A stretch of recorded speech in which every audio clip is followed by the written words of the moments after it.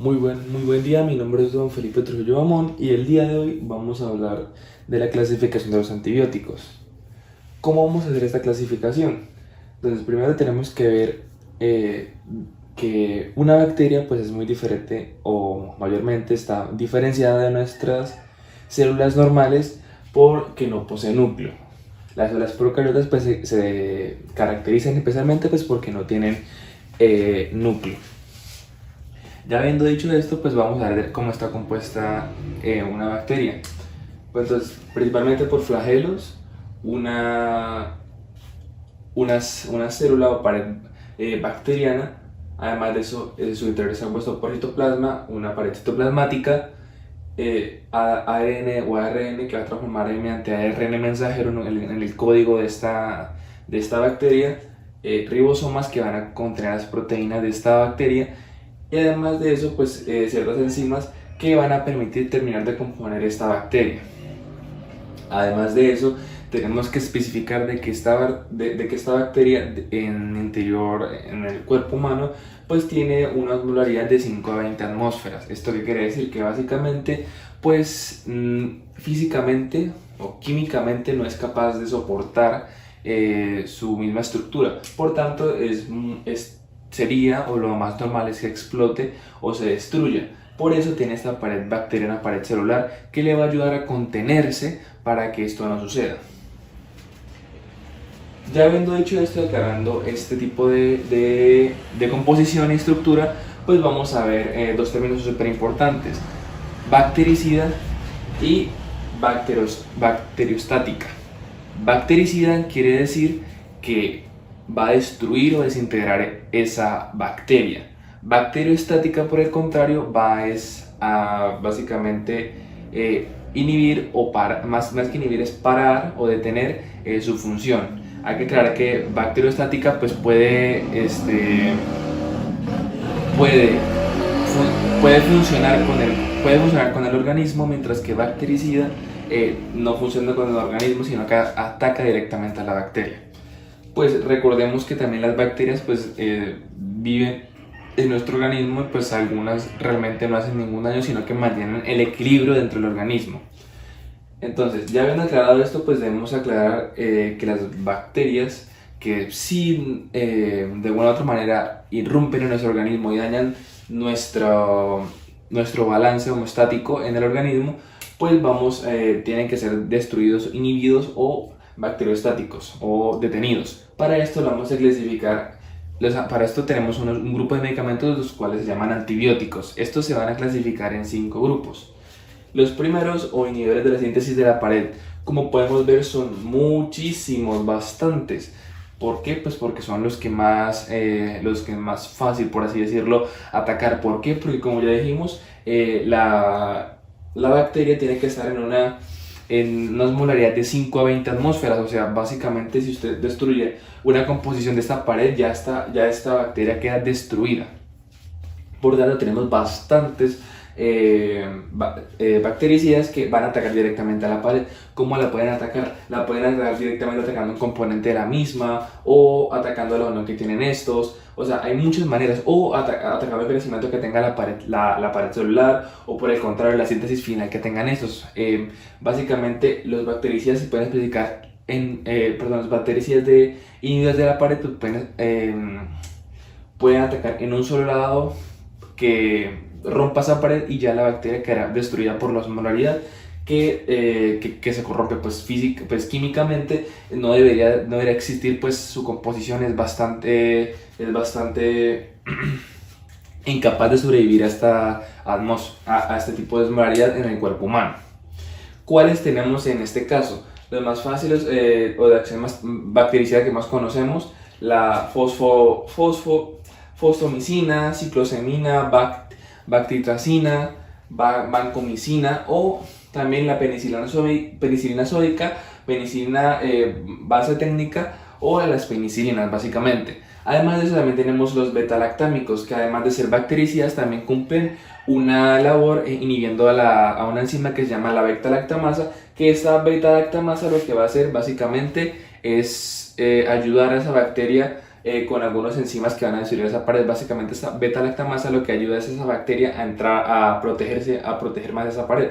Pero los medicamentos inhibidores de la síntesis de pared beta-lactamasas van a inhibir, además de la pared celular, esa enzima que antes no nos dejaba destruir esa pared, y con eso pues ya básicamente se destruirá por completo esa pared celular. Como cuáles tenemos: alpicilina masulbactam, cefladicima, tabozactam, cefalosporinas, carbapenémicos y además las monobactamicinas.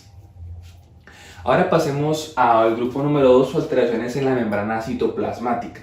Estos actúan directamente en esta pequeña membrana de acá. No actúan ya no actúan sobre la pared celular, sino que actúan directamente en el citoplasma, como rompiendo sus enlaces de unión. Entre esos cuales tenemos, hay que aclarar que esos también son, al igual que los de inhibidores de pared, también son de acción bactericida, es decir, destruyen esa bacteria. Entre esos cuales tenemos las polimixinas y la daptomicina.